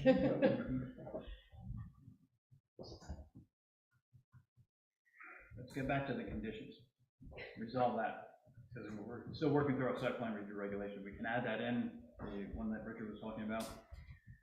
But back to the, whether we're gonna mention precedent or subsequent conditions or not, they aren't mentioned that way in the RSAs, but they're mentioned that way with the court. The court was looking at that. One of the other things they were looking at in there was what the intent of the planning board was when they made an approval. Did they intend for that approval to be a final approval at that meeting, or did they not intend for it to be a final approval? They look at that when they're judging the cases as to 30-day time period. I guess in our minutes, we should have something like that mentioned if we don't want to do a final approval. I've got a suggestion we can do in our site plan review regulations, you know, but it sort of contradicts what the legislature has said and really hasn't looked at very, very carefully, but it would go for intent of what the board intends to do and why they're doing it. And that would be having to do with the subsequent and the precedent ones. And I have it just written down in here. We have on page 13, page 13 on our site plan review regulations. And I'll read it off, but it says, pursuant to RSA 676:4I1I, and that is that conditional approval that says that the planning board does not have to hold a public hearing if it's administrative and so on and so forth, permits and those types of things. That's what that RSA is. So we have it in our regulations. It says pursuant to RSA 676:4I, the board may grant conditional approval of a site plan application only when such conditions, and it lists those conditions from the RSAs. So I suggest that we take that sentence and put pursuant to RSA 676, blah, blah, blah, the board may grant conditional approval of a site plan application without further public hearing. We add that in there to make it specify without further public hearing, only when such conditions, and then we leave the thing are administrative and all the way down through there. Then we come to B, and B says now if a conditional approval has been granted pursuant to 6A in this section, which is the one we just talked about, the conditions need to be met within 1 year or the approval is null and void and the applicant must resubmit the application. I suggest we take that out of there and we have it read like this. If a conditional approval has been granted pursuant to 6A in this section, it will be considered a final approval appealable under RSA 677:15. That's the whole thing, that appealable part of that 30-day thing. So if we're making a final decision, which we are because these are administrative, they don't have to come back for a compliance hearing, we're pretty much saying, as the judges in this court case said, is that that is a final approval. And if those conditions aren't met, then everything is null and void. So we change, again, if we change the wording that says if a conditional approval has been granted pursuant to 6A in this section, it will be considered a final approval appealable under RSA 677:15. That way we're saying that the 30-day clock started right then when we did one that way. Then if we have down on C, where it says if conditions are met within 1 year time frame, the approval becomes final without further public hearing. We get that out of there and we reword it like this, that says, if the conditions are not met within 1 year time frame, the approval becomes null and void. meaning that that's a subsequent condition, and that they have a year to get those permits or whatever, and if they don't get them, then that approval is null and void.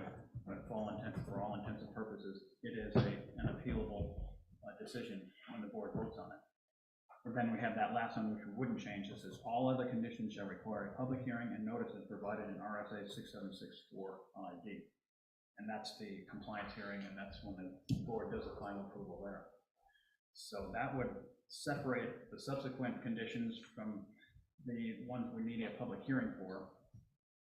And it would tell the applicant the intent of the board, and that's the final approval after that, for the appeal part of it. And the other, after the other public hearing, obviously, is a final approval after a compliance hearing, yes or no, which would be the appealable part of it there. So I'm suggesting that. I'm just looking for input here. That's one way we could specify or clarify what we're doing here on this board. What was the 2-year thing that the court referred to then? 2-year, Wasn't that a complete? was it in the, in this court case here? Yeah. There was something 2 and then 5-year completion. It was the 5-year, completion. It was, I don't know if it was 2-year. There was a time limit they had. There was a 90-day time limit they had to bring in the drawings and the plans and submit them, and they could get an extension of another 90 days for that one. And it was, the approval was for 5 years, providing that they met all of their conditions. And the court determined that, yes, they met those conditions and that the approval was still good. That's why they threw out the other one and decided that the 2019 one was the one to go by.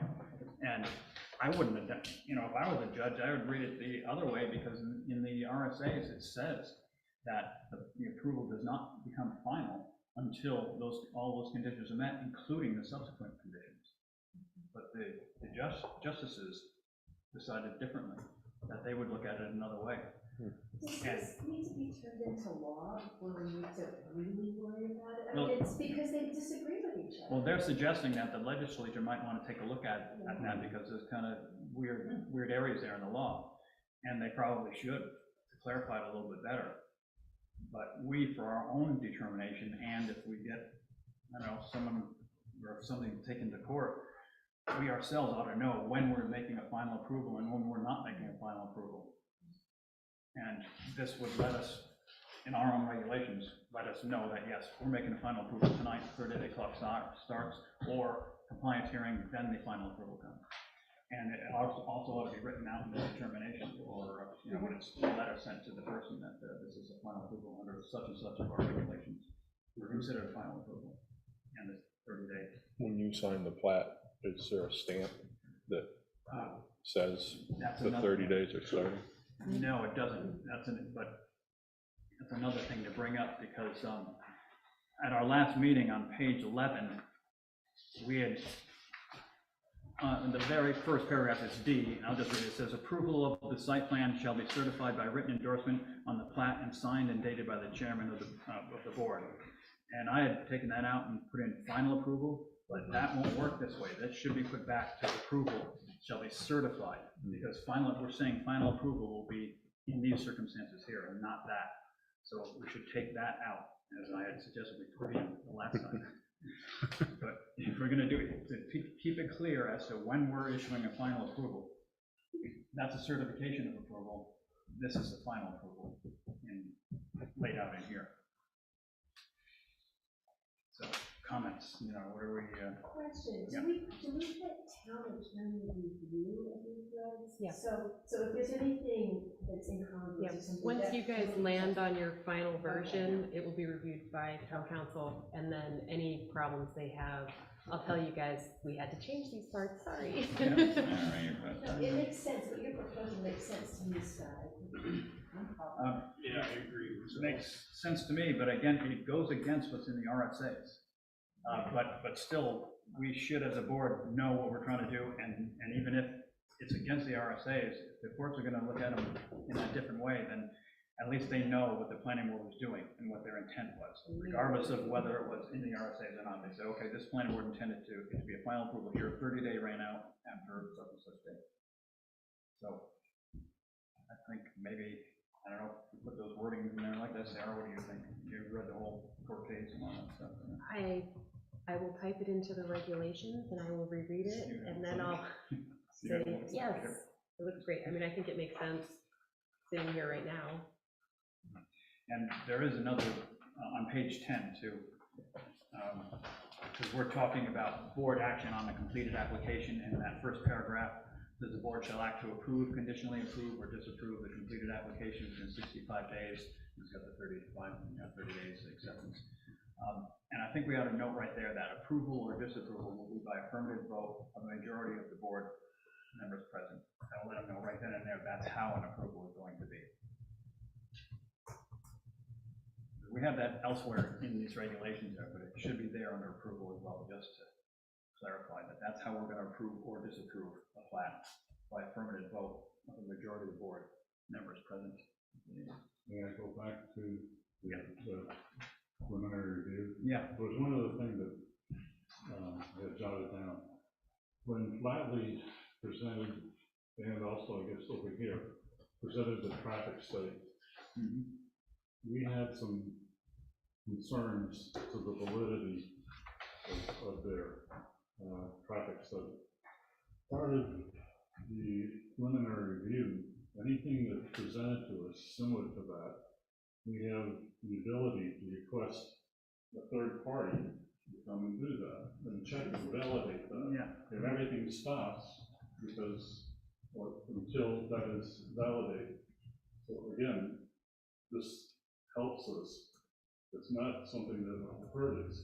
And I think, again, I strongly suggest that we get that in there. It's up to the board. We want to put that in there and just put it to the board, see what everybody's opinion is. Now, we're talking about adding in a section in our site plan review regulations that says that a preliminary review is mandatory, unless the planning board decides to waive it. So, let's see, and my view on it is different from your view, Richard, because I think that if they want to come in, it benefits them. It doesn't benefit us really. It benefits them more. And it's a good idea for them to come in for something like that, on a larger project especially. We represent the town. Yeah. And again, another point, the property value thing, the airport. If we have preliminary review and gone through the whole thing before the clock started, we could have put it on hold and required that outside evaluation of the properties, either validate their point or contradict their point. We could have, but they would have challenged us on that because it was decided to do it by the ZBA. We have the right to do it, right? And we can do it regardless. We just can't make them pay for it. And the counter argument would be, you have to treat everybody equally. Equally, so, I mean, he brought that up. If you require it for one, you require it for all. You're referencing what point? A traffic study, a property appraisal, any things you put on them, they're gonna go to court and say you haven't done it, anybody else, so it better be in the site plan review that maybe over X number of square feet or something, you require this. Regulations say that we have a discretion to require those things as the board deems appropriate after that work. Yeah, but you're right. Yeah. Right, but the other, I mean, it can be in the regulation, but it can go to court, and then but somebody's paying the bill. Yeah. They are. And then our lawyer's gonna say, we really can't win this. So if we do something like that, we got to make darn sure that we note the good reason for it. Yeah, if we don't treat everyone fairly, or if it looks like we're not treating everyone fairly, require one of them and not the other, we have to have a good reason, put it in the minutes as to exactly why we want that. No, I mean, if we feel there's a blatant misrepresentation of something, then we have the right to do it and should have the responsibility to do it. I think of something that happened over here on West Street a number of years ago, and that's a project that has never been finished out to what it was drawn to be. And I felt very strongly that we should have had our own soils test. It was so wet. Oh, I know. And there had been storage of old vehicles there for many years. and we took their word for it. But now, there it sits, I think, are there 2 double units finished? Right, we allowed phased in on that one. I think we allowed phased in on that project. We did, yeah. They were phasing that one in. But They built as they went in. but for the soil assessment, that's why we have a soil scientist stamp the drawings. You know, they have to, if there are wetlands or whatever delineated on the drawings, the planning board generally requires a soil scientist to stamp that as well as the engineer. They aren't selling either. No, I mean, no, I don't know, I can't imagine that with all the supposed shortage in housing anyway. Yeah, I think right, they'd well, be all built up, so maybe. there's a reason for that. So how would this, I mean, we've had a process for regional impact every time, right? It's not over, right? So I'm wondering how this process for a preliminary review would work. So, you know, without making it be a whole other layer for the developer's representative, okay? So how would we know that we wanted to do it? I guess, what would be the trigger? Right, so we ask it of everybody, but do we have a step in our regular meeting where we say, you know, is there anything coming up where we need to have a preliminary review? We do that. How would we do it? We'd have to rely on the land use people for really to tell us. Well, and then I do still think there would need to be a threshold that is identified in the regulations, because I wouldn't be comfortable with that personally. Couldn't be on your stage. I don't think that would be reasonable. No. But when we sit here and we see a plan for some Jagunda building on a small lot, wouldn't that kind of give you a clue that maybe we should take a real good look at that before? Well, When we see it. I know what you're talking about. We all know the plat you're talking about, and we all know that it met the regulations. At the time. That was at the time. At the time. Right. Yeah, but it doesn't matter. That time is then, you know, preliminary or not. I mean, the that point would've is, gone. it was really complicated, and we felt like, I mean, it would have been good to have an additional, more time. Maybe we should. But for what though? Like everything on that particular project met everything here, so all we'd be doing is delaying the person, the applicant. You know, you wouldn't have stopped it. So it's that what I'm saying is more information, like, the appraisal, Well, the traffic study, and stuff like that. You know, But again, things it's that they, delay. And now, that would be discretionary. the that's traffic level. study, if something's being built on, we'll say, the side of Route 10, Route 12, Route 32, can we have them or make them do a traffic study, or is that up to the state, because those are all state The maintained state highways? said it didn't and require, that particular project, the state said it didn't require a traffic study. Yeah. But if these guys are talking about making people do traffic studies, would that only pertain to like the town-owned roads, or would that pertain to? Like those Sarah was roads? saying, it's gotta be a threshold. Somehow, there's gotta be some kind of a threshold there if we're gonna do that type of stuff. Usually, it's a case-by-case basis. Landlord looks at it and says that, yeah, well, maybe we need a traffic study here. And that other one there, talking about a traffic study, the state said, no, you don't need a traffic study there. That's our road. How did we get a traffic study market that? How did what? How did we get a traffic Oh. study market The state, I think, required that. That was their decision. I think it was a conversation between the state and Market Basket and the volume of traffic that was anticipated and. And that's how the traffic light. Yeah. Right, that's why you had the traffic lights set up, and what they neglected though was the pedestrian crossing from the housing across the street. They really did. We're working on fixing that. Yeah, I know we are. Hindsight, we fixed something we didn't. And then I think they improved Ash Hill Road. Yes. They spent some money on that, just Yeah, so it has a to help out with the better view. traffic count. Yeah. Let me ask a question regarding the application before us tonight. Would a preliminary conference, whatever you want to call it, have brought to light the changes that we wanted to make during the course of the hearing? You don't know, it's possible, you know, some of those things we might have, I think the fire system. dawned on us, things like that, but not everyone, not everything. You know, I mean, little things like, okay, put that fence across the property, would that have come up? It may have, in a preliminary conference. it may have come up in Yeah, that, but still, it came up in the public hearing Yeah. with no problem. It came up, it Yeah. was addressed, they Right. did it, we approved it. Because you're cooperative applicants. The other question is if the preliminary consultation becomes required at whatever threshold, there also needs to be some language saying what is a preliminary consultation, what is required to be presented, because I had that very conversation today. They said, what do you require? And I said, well, some people seem to draw things with crayons on paper towels, and that counts. So a concept plan, we're gonna get something much more detailed from Webb. I think we're gonna be really impressed that it's just a concept plan. But that threshold should also be identified as what you guys wanna see if you require a preliminary consultation, because for it to be useful to the board, the town, and the applicant, you have to know what you're asking for. And as it is right now, we don't have anything that says what we're asking for. Should there be additions to the, I think we're just Submittal duplicating checklist. ourselves, though, duplicating, because we already had that for the site plan, that checklist, and it would, what would be different than is on that list already? I mean, we might want to say identify water and sewer capabilities But we do beforehand. anyway, don't I we? know, well, is it on I mean, here? It's Yeah, all it's on I it's mean, all on the location and checklist. type Yeah, of it's on the proposed checklist. sewage disposal system, all you can say is, I'm gonna hook up to the sewer.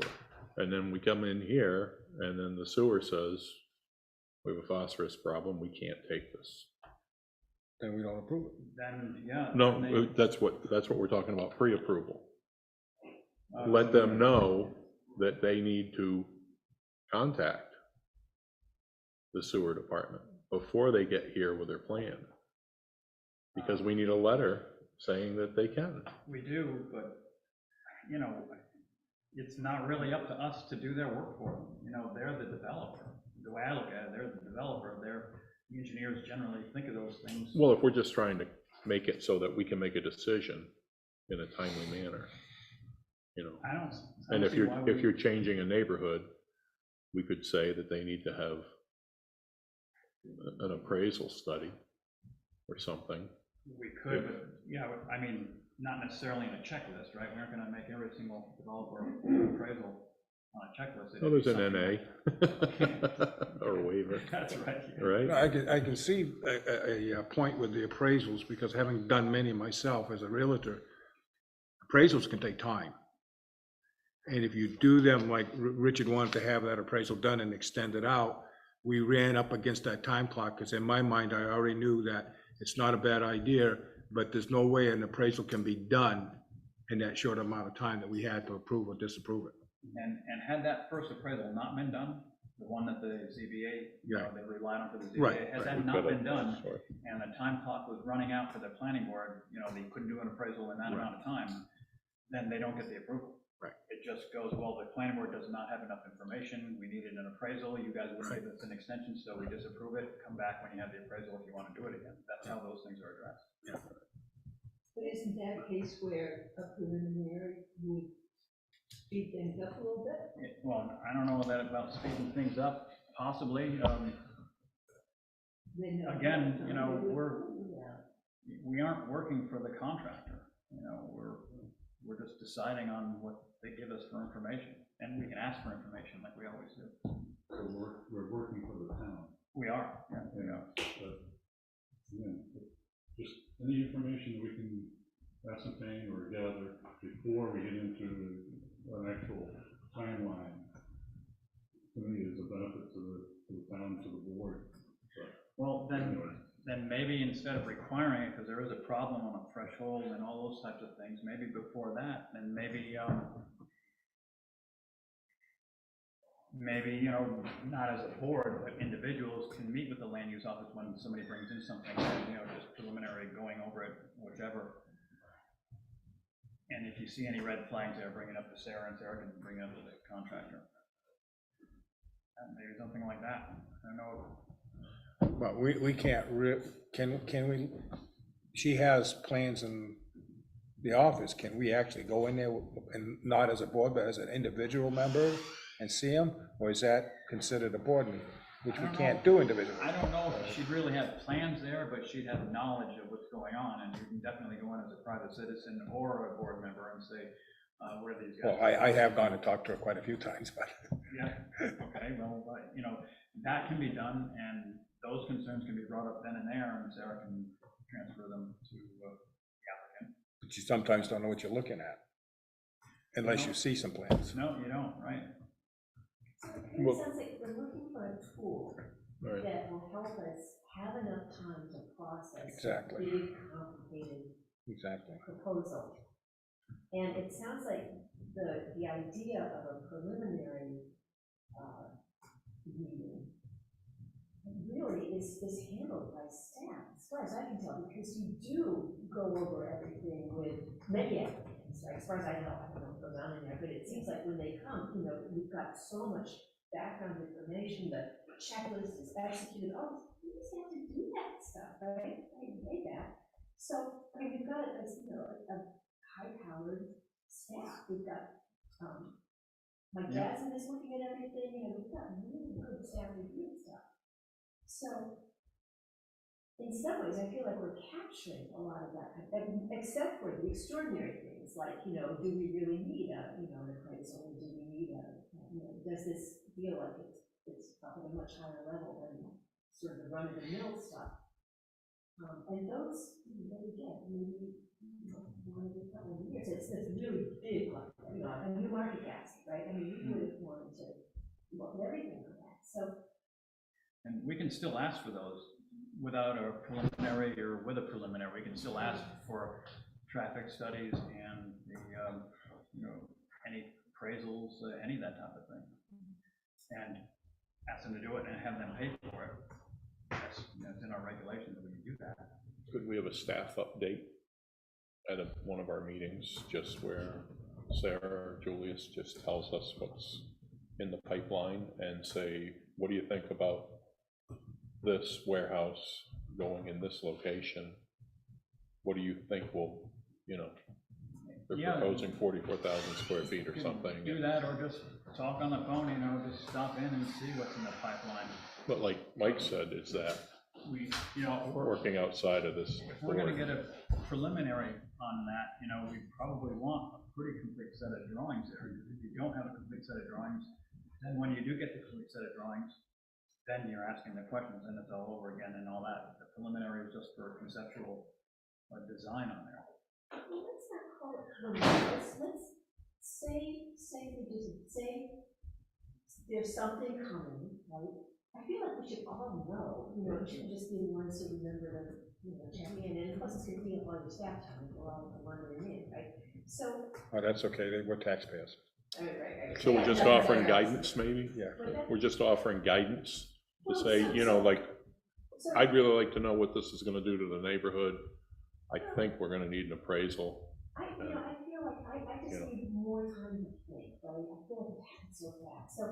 So if you, Sarah, were to say, you know, Webb is coming with, you know, blah, blah, blah, it's gonna be here, and this is roughly what it's gonna be, and I'll go, oh my, you know, what about, you know, should we ask them to, you know, so you just kind of start to, in a very loosey-goosey, not detailed, not exactly how they're gonna get all the water off the parcel, you know, but, you know, just the idea of it. Is there any problem with you telling us ahead before they? I don't think there's a problem, it's just there's not always a long lead time. Okay, So, you know, I mean, with Webb, for instance, there's a very long lead time because we've been working with them for a very long time as they've been looking all over southwest New Hampshire to relocate their team facility. So they're coming, heads up. I think it's 45,000 square feet. What is Webb and what do they want to do? Plumbing supply company, basically. Yeah. They're next to Fairfield, well, next to Keene Chrysler. You right can now, visit the Keene one, they're just gonna be making a better version of that here and closing the Keene one. Yeah, because they're getting too busy and it's a terrible place to get in and out of, and the tradesmen always have trouble in there. And where are they selling them? Do you know where the Runway Fun Park is? That's where. It's not gonna have any. In that location? In that location? And this is okay. That's what's being proposed, pending approval parcels and such. They haven't purchased the property yet. They do have a purchase and sales agreement for Runaway Fun Park, and if all of the approvals go through for site plan and zoning and everything, they'll also be coming to you guys with a boundary line adjustment request between the Fun Park property and the one to the west that has, it's undeveloped, because they need a couple more acres to do what they'd like to do. But they'll tell you all about it either on May 25th or June 8th.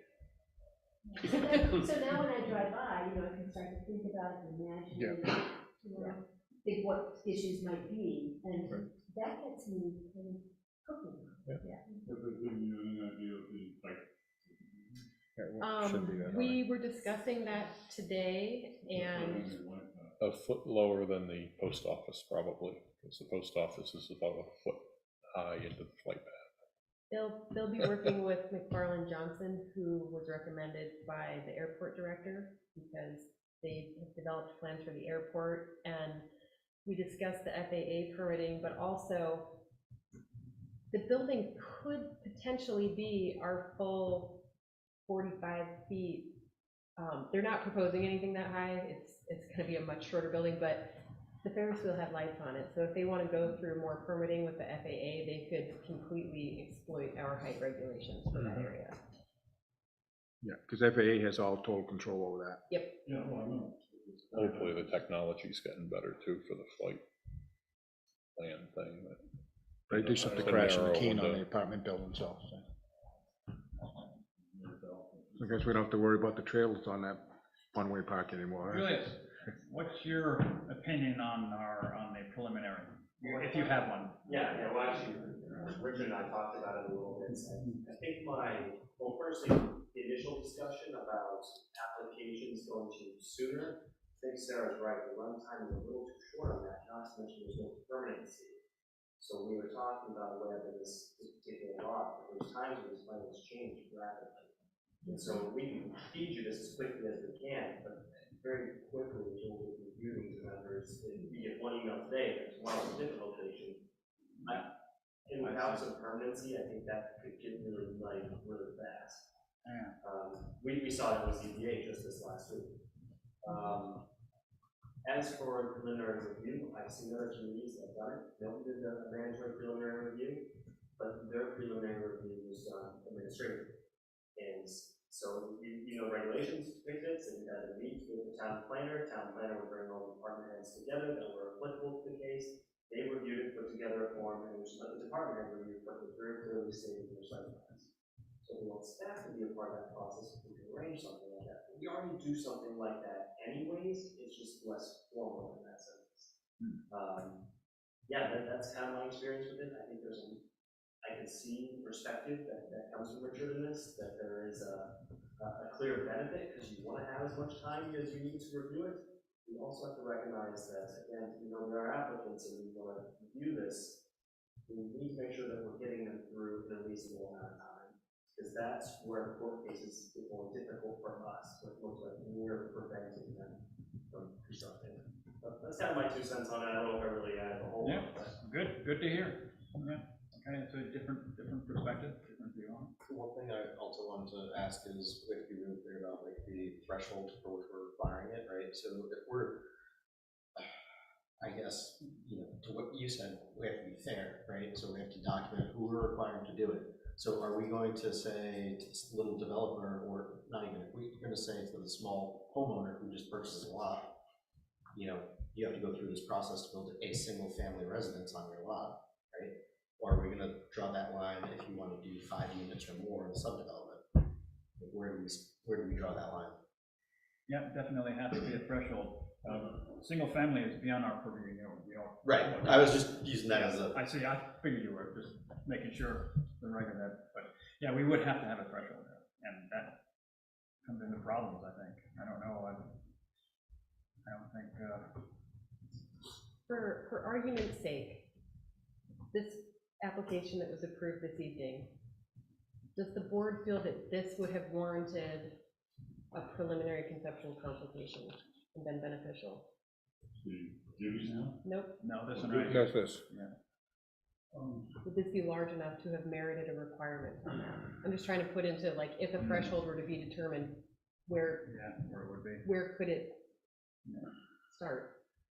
I wouldn't think so. I wouldn't think so The either. timeframe, we had plenty of time, Yeah. it went smooth, and I don't know how many Do days you they look have at left. it as how it affects the neighborhood? The size and effect? But again, that's subjective. Yeah, I agree. You know, it's not a specific size or this many. And in that case, would you People say employed. if you have more than X number of abutters, preliminary conceptual consultation is No, I- required? I mean, I'm just throwing it out, I don't know how, Yeah. how to define it. If it was 4 Maybe- stories, I'd say yes. Perhaps if we could contact, the individual that presented the second block and find out how they've set it up, or they, how she set it up with her planning board to require that. the second block, I'm sorry. In this, Oh, in the thing that, teaching thing that they have, okay. like, it's. They should be on tape now, you should be able to give Yeah, it. it is on tape. Yeah. If we could inquire as to how they set it up, or how she set it up, perhaps I can answer a number of our questions. And give us some solid footing. Well, to move things along, Sorry. we're in, we're still doing our site plan review regulations, and that could be part of our site plan review regulations, but it sounds like we need more research on that as to how it's done, how it can be done, if it can be done, and if we should even be doing it. So, tonight, we didn't have anything else in the site plan regulations. I have something. Go ahead, It's a landscape, okay, if you want to. go right ahead, because we're doing the regulations, Okay. discussing those. So this is back to the 3-inch caliper tree. And we got the opinion from the Conservation Commission that they were talking about, the other right Yep. site. So I think it would be really good for us to, use the standard, and I'm not sure how to express, I wrote up some stuff, okay? And this is how far off the ground it's measured, is that where you're getting at? Yeah. Okay, so let's decide on that, and where, are you on a specific page? No, I'm doing a little bit of background information, because I just want us to kind of put all this into perspective, okay? And, I think many of us grow things, right?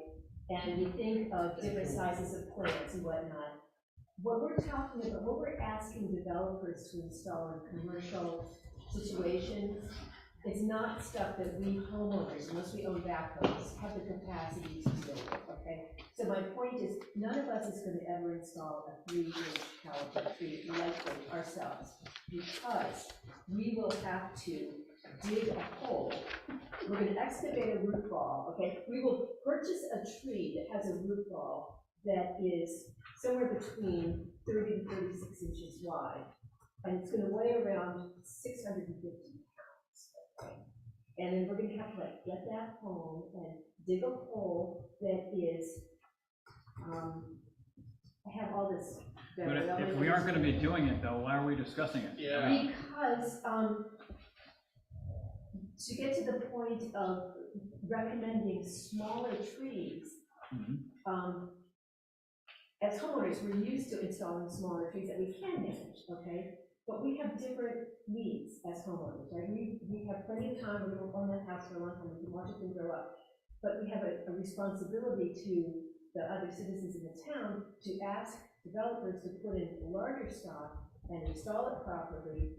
And, because A, they have the equipment to do it, and B, it's gonna give us the quick result, the much quicker result of the screening and the aesthetic benefits that we're asking for in the first place. So that's why I'm asking us to hold the line on the 3 inches. Hold the line, oh, you're meaning 3-inch diameter tree, yes. 3-inch caliper tree measured at 6 inches above the ground. Okay, 6, that was the thing we were missing. Yes. How high above the ground we're gonna measure it, Yes. so 6 inches above the ground seemed to be reasonable for everybody? Is there any deviation plus or minus, like say, like even just a quarter of an inch? Usually when in the listings, in the wholesale nurseries, they go by half-inch increments, so it'll be like 3 to 3.5 inch tree. Okay. Yeah, so yes, there is. but we could say 3-inch minimum. Do we have that in there? Do you remember what the fringe? Well, one of them is on page 17. I think it appears a few places, so I can just add it So it's everywhere. in there, and it's 6 One inches. question though, like logistically, so if I order a 3-inch tree from a nursery, right? Mhm. I may not be on site to pick out and verify every tree that's coming out of there. They've got a whole block of them, okay? But would they, is it industry practices there, will they potentially deliver a tree that's 2.75 inches? Probably not. Okay. Did you get one of these? I did, yeah. So there are actually standards, okay? A legitimate nursery is going to, fulfill your order and give you the size tree that you specify. I have a problem talking about the tree in Southern California's at West Height. One time, my ex-wife asked me to hang pictures. And I said, okay, how high do you want it? She goes, eyeball level. Well, I have trouble. That's only your eyeball that's level only or 2 his feet. eyeball level? Absolutely, Yeah. unless you have a specific measurement. That's why he said 6 feet. Yeah. That's So, just 6 yeah. 6 inches. inches, right? 6 inches. 6 inches. 6 inches. So that, we've got that nailed down, Yeah. 6 inches. Thank you. So, And you can see that eyeballing. eyeball, all right. Okay, so, So, the person, Stephanie Verdi, is the one that did that block. Could you spell that last name for me? Verdie. so Richard, do you mind if we move along with the, Yeah, I'm sorry. site plan I mean, move along so we can get them, at a public, we have to have a public hearing to approve them and all that type of stuff. Yeah.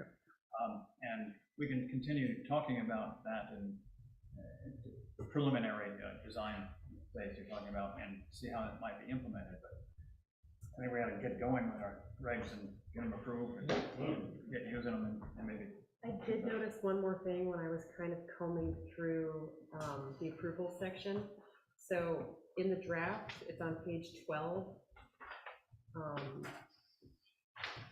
Number 5 expressed as a Roman numeral. I don't know if anybody has their draft from previous weeks with them.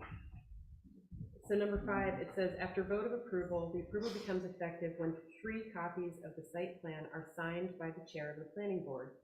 No site plan shall be signed until all conditions relative to the approval are placed on the plan. The board receives final unconditional approval from the Swanzey Fire Department, and the plan is signed by the property owner, the applicant, and/or a registered engineer or surveyor. That last part of it being signed by the property owner, the applicant, and/or a registered engineer or surveyor, I'm a little bit confused by that, and that just might be my reading of it, but I feel like we need to look at that line. We usually never have the property owner Never. sign it. We have the engineer has to sign it, the surveyor signs it. Yeah. They sign a They letter stamp and saying sign that it. somebody can speak to it or. Right, they're in Yeah. the beginning of the Okay, so is application. that really all that?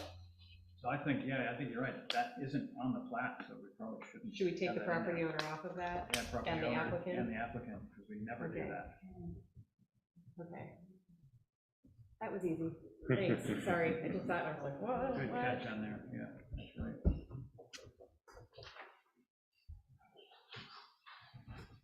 Okay, so you want it to go to public hearing. I want it to go to legal first. Oh, yeah, gotta go. So do we feel like, once I get all of these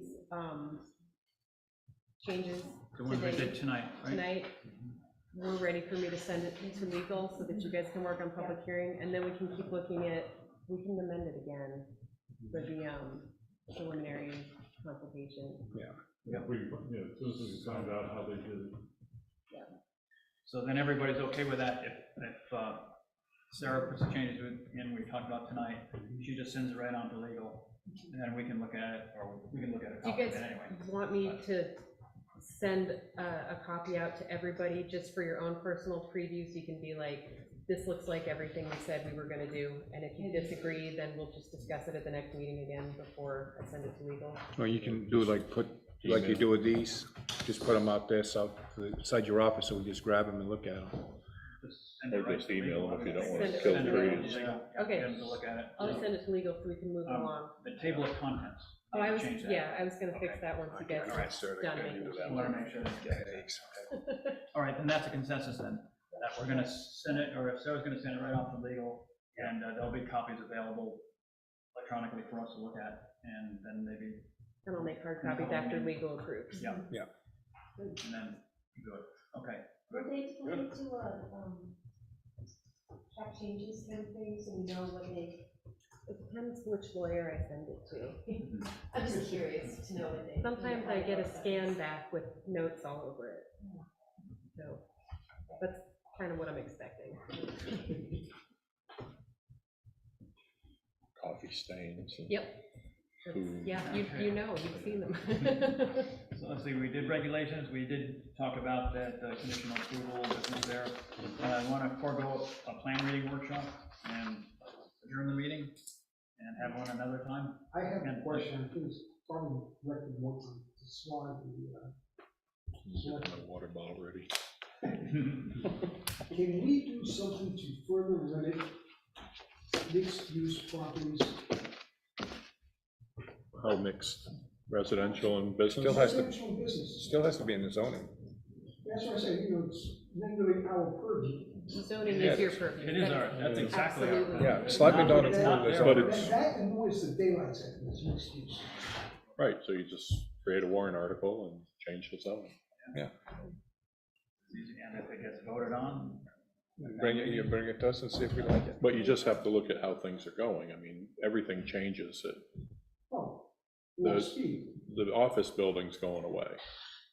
Yeah. You know, you're gonna probably be seeing people running services out of their home residence, or a multifamily with a few businesses mixed in, the old taxpayers you're familiar with from New York City. Yeah, So, that doesn't bother me as much as like this application tonight, where it took the property, made part residential and part business. Yeah. That just, You have to change your zoning, because you, right now in a business, you can do multifamily housing. It's like, well, he Five had, units he or more. proposed 3 initially, I think, right? But And he has in to- order not to get the variance, he went to 5. Yeah, you have to by a zoning. It also brings up the point in the zoning about the distance between a residential use and a business use, you know, whatever, 50 feet or whatever it is. That definitely is not 50 feet between those two. You know, it's in our zoning like that, you have to have that much between residential use and business use, yet it's attached with maybe 10 feet between it there. So, But it's on the same property. yeah, it's on the same property, but our regulations don't make Don't that address distinction, I that. don't think. Maybe that's why they did the mill, and they bought every property around it, and the mill owned all the houses. They did, that's right. Yeah, come on, trouble. the house next to it's for sale. Speaking of the mill, they're gonna, I think, Do still move something. forward. Have they been in? Yeah. Preliminary. I mean, we're not ready for a preliminary yet, but their shoreland, the urbanized shoreline exemption was approved by DES, so they're actually probably gonna start putting together plans. Their demo grant was also approved, so they'll start putting together the demolition of the interior of the park that will be redeveloped as housing, or is proposed for redevelopment as housing. Oh, that's one you may be seeing soon. We do have a variance coming up because someone wants to operate childcare out of an office area at the mill. So if their variance is granted, they'll be in here for site plan I'm approval. wondering if there's gonna be an issue with parking, because that parking lot on the site is not very big. For the daycare or the housing? Right, for the total complex, where they They own the get lot, everything in there. right across the street on the corner where the Hughes house used to be. Yeah. They own that lot. Yeah, I know, We have two beautiful but still, that's, trees. Pretty good sized Yeah. parking One lot was there. a black wall. I it's know. 0.9 acres, Dave yeah. Reedbach was digging out around. But then it, again, we have to so prove it, it's 'cause they're gonna put something pavement down. Oh, yeah, that was a big stump Beautiful, there. beautiful trees. Nice street. What's that? But, yeah, probably gonna use it for parking. So. Yeah. Oh, well. Any other business as may be required? Oh, I just want to mention again, I mentioned to Sarah tonight, we're gonna have to be working on some kind of zoning for your solar, the one we proved up here, because some of them coming in might want to be bigger. Where do we want them? How big do we want to allow them? Things like that. And also EV stations. And the problem I see with the EV stations, this was in one of our programs here, is that we have parking requirements on all our, if Market Basket comes and says, well, everybody's going to EV, so we want to put EV stations in there. Well, they're going to take up parking space. vacant lot across the entryway on the left-hand side. Well, they do, but then again, you're gonna have to stop and, you still gotta have some kind of regulations on it. Because they're gonna make that into a parking lot because you gotta park your car to use EV station. Those also come with transformers. Transformers, so many, I don't know what it is, but I think we need some kind of zoning on that. We'll have to designate what we treat it as, you know, whether it's Right. a retail sales or something like that, because Yeah. they're gonna charge them for charging their car, right? Right. Charge for a charge, so they're gonna be selling something there, so Yeah. it's a retail, I guess, establishment. So I can see a conflict with what we require for parking spaces. Well, don't we already have one coming at us down the pike? Potentially, Over yes, at the transportation center? Yeah. On 32? on Route 12. The old Thomas Transportation, yeah. If I may jump into the solar ordinance that was drafted by Matthew, I think, probably 2021. Yeah. And so, that is currently being reviewed by the Energy Commission right now. We're on the first draft, second draft will be next month. That should be their final draft. I think this, Conservation Commission has asked to see it in tandem, so they might look at it around that same period. And then Sarah and I will review it, and then it'll go to you guys. So it's on the horizon. Where's that? That would be the Energy Commission will be for here. Any highlights on it? Anything comes to mind? You've seen it? I've seen it, but it feels very jargony to me. Yeah, needs more work than that. Yeah, so it's between Peterborough's and use that as a baseline. I have worked with one in Milton as well. Milton was like a 12-page piece with examples, and it was a bit more jargony than what Peterborough had. So we're hoping to try to find a mix between the two. Really, the questions right now we're leaning into is ground mounted, according to those drafts, are exempt from the front yards, only push the backyards. So how do you create a fair and equitable rate where people can put solar panels in the front of their house, but they can't put ground mounts around the front of the house? So it's those different questions I think that they're going to look into. Also the idea of turning particular strips of farmland into large solar fields. How we manage that, especially the land that's there. So those are some of the questions that we're looking into and asking other communities for guidance on. Yeah, that'll be interesting. That'll be a couple of late nights, won't it? Yeah, I'm excited. Doesn't include that in the change of use. Yeah, and Very shocking. Well, you get into a lot of problems with solar panels, because like we were discussing here when we approved that one up there, is they are not as green as people think they are. Maybe we want to throw in windmills and California's facing that issue. And EV cars aren't either. EV cars actually have a bigger carbon footprint than a gas car. Actually changed my route. and then there's probably going to be some federal law that supersedes Electric like charging station powered by a 5G generator. up in gas Yeah. powered. Yeah. Well, plus the minerals that you have to mine to get the battery. Child labor, slave labor, very toxic material. Brandon knows about slave labor. Yeah. Yeah. Constant. Well, look at where we grew up. that's right. So, is there anything else that we need to discuss Motion to adjourn. at this meeting? Ms. Slide just said the great word. Motion for adjournment by Swanzey, is there a second? Yes. Seconded by Dave. Is there any further I was discussion? waiting for you. Then all those in favor indicate by saying aye. Aye. All those opposed, and we're.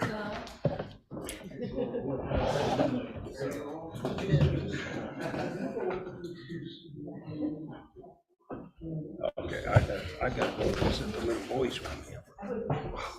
I hate these chairs. We have to put some money to get some real chairs. Don't disagree with you. Well, by the time I'm in here for 2 hours, I have got cramps like you won't believe. These are for people of Steve's size. Feet don't quite touch the ground.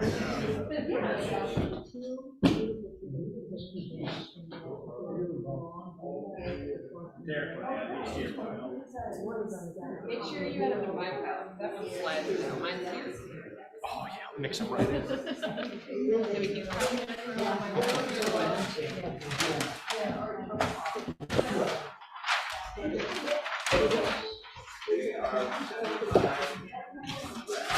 Oh, yeah, right. Oh, yeah. There's that one. And you want those two as well,